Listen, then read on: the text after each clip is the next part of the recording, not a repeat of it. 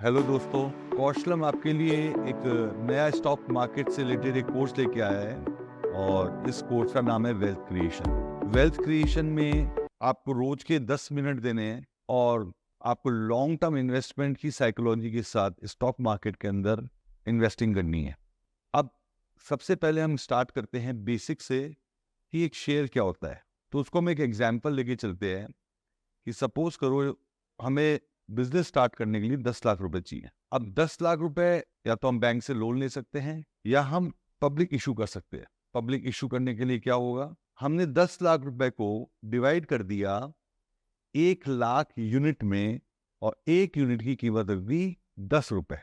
अब ये 10 रुपए जो है ये होगी हमारी face value of the share और जो यूनिट्स हैं वो हमारे होंगे 1 लाख शेयर्स। तो मार्केट के अंदर हमारे 1 लाख शेयर्स हम इशू करने जा रहे हैं और हमें इशू करने के लिए जाना पड़ेगा प्राइमरी मार्केट में। प्राइमरी मार्केट को हम बोलते हैं न्यू इशू मार्केट, जहां पर आईपीओ आते हैं। कोई भी कंपनी पहली बार अपने शेयर्स को पब्लिक को ऑफर करती है कि आप हमारी कंपनी में इन्वेस्ट करो। हमारे 1 लाख शेयर है, एक शेयर की कीमत 10 रुपए। तो सपोज करो एक इन्वेस्टर है मिस्टर राजेश। राजेश ने कहा भाई मैं 1,000 रुपए इन्वेस्ट करना चाहता हूं, तो वो हमारे 100 शेयर्स के अप्लाई कर देगा। तो ऐसे हमारे लोग अब छोटे छोटे छोटे छोटे अमाउंट में हमारे से इन्वेस्टमेंट कर देंगे हमारी कंपनी में। ये शेयर्स आईपीओ के थ्रू, प्राइमरी मार्केट के थ्रू इशू होते हैं। एक बार अगर शेयर्स इशू हो गए और इन्वेस्टर ने अपना पैसा कंपनी को दे दिया तो कंपनी ये पैसे लेके बिजनेस चालू कर देगी, एसेट्स खरीद लेगी और कंपनी हमें ये पैसा कभी भी वापस नहीं करेगी। कंपनी हमें साल के एंड में जो भी प्रॉफिट होगा वो हमारे नंबर ऑफ शेयर्स के हिसाब से हमें प्रॉफिट देगा। तो अगर हमें हमारे पैसों की जरूरत है तो हम पैसे वापस से कैसे लें? कंपनी तो देगी नहीं। एक बार पब्लिक ने अपने पैसे कंपनी को आईपीओ के थ्रू दे दिए तो कंपनी उस पैसे को पब्लिक को वापस नहीं करेगी और उस पैसे से अपने एसेट्स खरीद के बिजनेस चालू कर देगी। तो इन्वेस्टर कहेगा भाई अगर मुझे मेरे पैसे चाहिए तो मैं पैसे किससे लूं? तो उसके लिए आपको जाना पड़ेगा सेकेंडरी मार्केट में, जिसको हम स्टॉक मार्केट बोलते हैं और इसको हम कैपिटल मार्केट भी बोलते हैं। तो स्टॉक मार्केट में क्या होगा, वहां पर बायर्स और सेलर्स खड़े होंगे। तो आपने 10 रुपए का शेयर खरीदा और उस कंपनी के शेयर थे सिर्फ 1 लाख और इन्वेस्टर्स है अनलिमिटेड।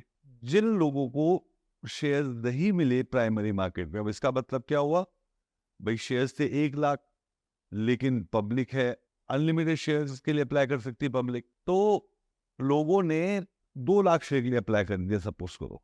तो अब कंपनी तो 2 लाख शेयर दे ही नहीं सकती, तो कंपनी ने 2:1 के रेशियो में सबको शेयर दे दिए। तो बहुत से इन्वेस्टर्स को शेयर्स मिले, बहुत से शेयर्स को इन्वेस्टर्स नहीं मिले।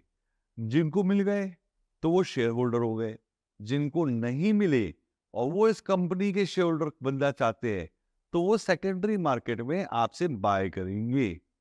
तो आप उनको प्राइस ऑफर करोगे, आप बन गए सेलर और वो आपकी बिड प्राइस डालेंगे खरीदने में, कितने कितने में खरीदना चाहते हैं, वो बन गए बायर। तो यहां पर हम देखते हैं बायर्स और सेलर्स कैसे होते हैं। जैसे यहाँ मैंने एक चार्ट खोला है और यहाँ पर मैंने रिलायंस का चार्ट के मार्केट डेप्थ में गया तो अभी रिलायंस की प्राइस चल रही है 2,832, ये जो ग्रीन वाला आ रहा है यहाँ पे, और यहाँ पर ये बायर्स हैं और ये सेलर्स हैं। सपोज करो आपने आईपीओ में शेयर 2,800 रुपए में खरीदा, जिसकी फेस वैल्यू 28, और अभी 2,831 में खरीदना चाहता है कोई, तो आप 2,831 में ले सकते हो, आप 2,830 में 40 में ले सकते हो, 50 में ले सकते हो, आप अपनी ऑफर कर सकते हो। तो ये बायर्स और सेलर है। तो सपोज करो बायर ने लगा रखा है 2,835 और सेलर ने लगा रखा है 2,840, तो प्राइस 2,800 ही रहेगी। लेकिन कोई सेलर आया और उसे 2,835 की बिड लगा दी और ट्रांजैक्शन हो गया, तो रिलायंस की नई प्राइस 2,833 हो जाएगी। तो इस तरीके से डिमांड और सप्लाई से शेयर की प्राइस को कैलकुलेट किया जाता है, जो कि ऑटोमेटेड होता है, ऑटोमेटिकली प्राइस हो जाती है। तो कैसे शेयर इश्यू होते हैं और शेयर्स होते क्या हैं, ये हमने आपको बताया। प्राइमरी मार्केट से कंपनी आपको शेयर अलॉट करेगी। अब अगर आप अपने शेयर बेच रहे हैं तो आप सेकेंडरी मार्केट, स्टॉक मार्केट में जाओगे। अब स्टॉक मार्केट कैसे ऑपरेट होता है? हम अपना सारा का सारा पैसा बैंक में रखते हैं। ऐसे ही हमारे सारे शेयर डिपॉजिटरी के पास होते हैं। सपोज करो आपने रिलायंस के 10 शेयर ले लिए। अब ये 10 शेयर खरीदने के लिए आपको डीमैट अकाउंट खोलना पड़ेगा। अब डीमैट अकाउंट खोलने के लिए आपको एक ब्रोकर की जरूरत है। बहुत सारे ब्रोकर्स हैं, बहुत से बैंक्स ब्रोकर्स हैं, जीरोधा है, धन है, मोतीलाल ओसवाल है, ग्रो है, अपस्टॉक है, बहुत सारे ब्रोकर्स हैं। वो ब्रोकर्स को हम टेक्निकल टर्म में बोलते हैं depository participants. Depository participants depository के मेंबर्स होते हैं। तो इंडिया में डिपॉजिटरी दो हैं, एनएसडीएल और सीडीएसएल। तो ये हमारे शेयर्स के बैंक हो गए। हमारे सारे शेयर इलेक्ट्रॉनिक फॉर्म में हमारे डिपॉजिटरी एनएसडीएल और सीडीएसएल के पास पड़े रहते हैं। जैसे ही डीमैट अकाउंट खुलेगा, आपको सबसे पहला स्टेप करना है, उसमें पैसे जमा कराने हैं।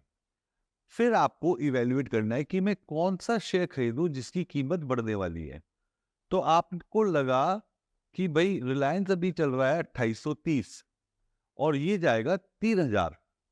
तो आप अपने डिपॉजिटरी पार्टिसिपेंट का जो सॉफ्टवेयर है, इस सॉफ्टवेयर में जाके आप बाय बटन दबाएंगे और बाय बटन दबा करके आपको कितनी क्वांटिटी खरीदनी है वो आप लिख देंगे।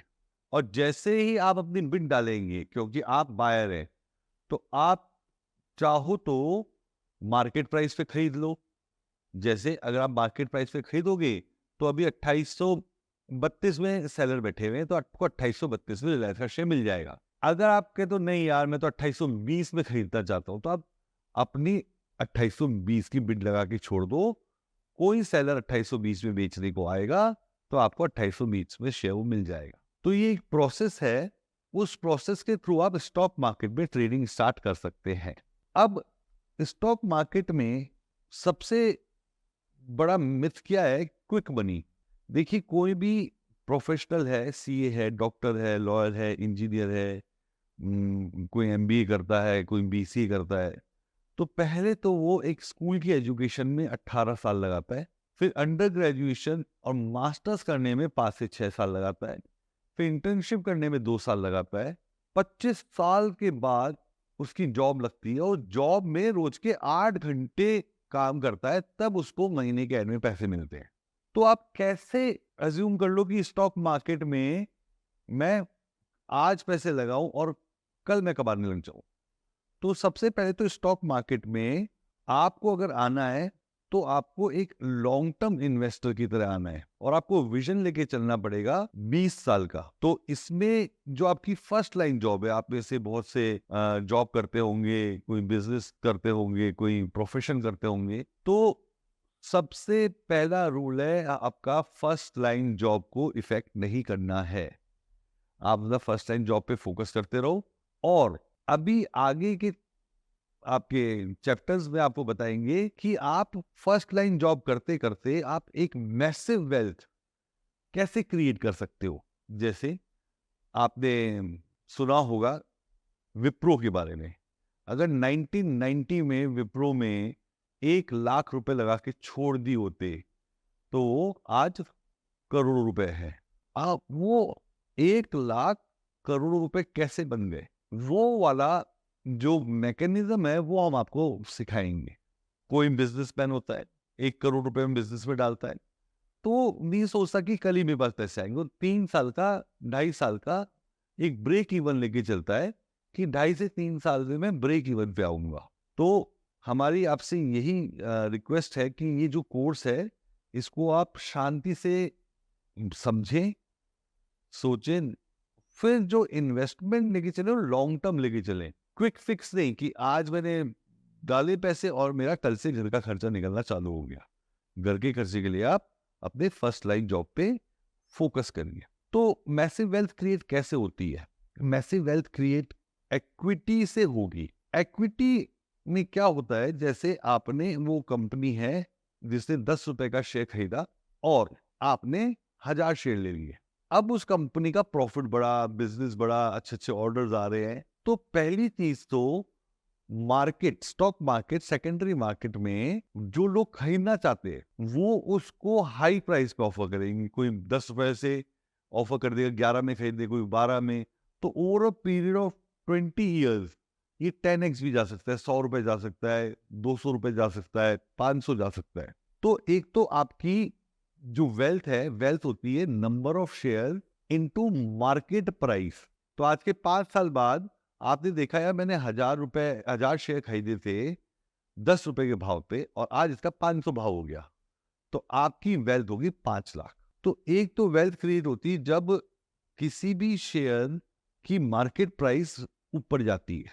दूसरा क्या होता है, कोई भी कंपनी जब सेल्स करती है उस सेल्स में से खर्चा निकाल के जो प्रॉफिट होता है उसको पूरा शेयर होल्डर्स में नहीं बांटती, उसमें से एक पार्ट अपना रिजर्व क्रिएट करती है और एक पार्ट शेयर होल्डर्स में बांटती है।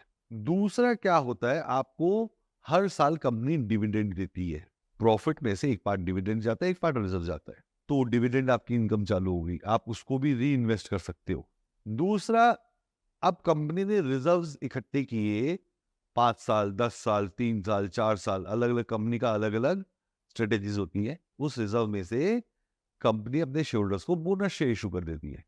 तो कंपनी ने 1:1 बोनस किया, तो मतलब आपके पास अगर 1000 शेयर थे और कंपनी ने 1:1 बोनस किया तो आपके पास 2000 शेयर हो गए। अब आपकी वेल्थ हो गई 10 लाख रुपए।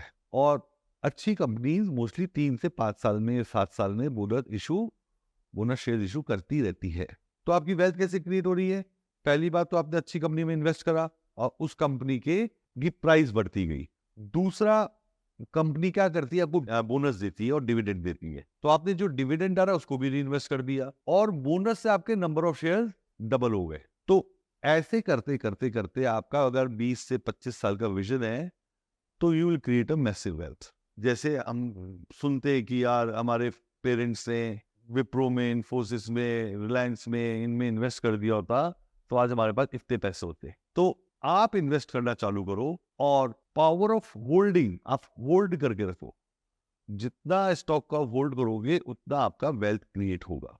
अब हमारा नेक्स्ट जो होगा टॉपिक वो होगा कि भाई मैं इतने सारे शेयर हैं, मैं कौन से शेयर में इन्वेस्ट करूं।